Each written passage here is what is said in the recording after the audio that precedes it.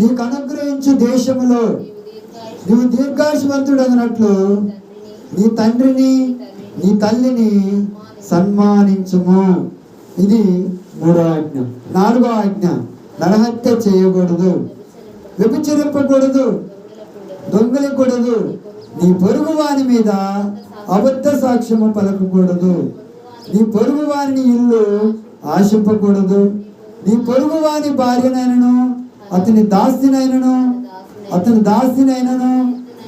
ఎద్దునైనను అతని గాడిదనైనను నీ పొరుగు వానిది ఏది అగో నీ దేనినైనా ఆశింపకూడదని చెప్పుచున్నాడు.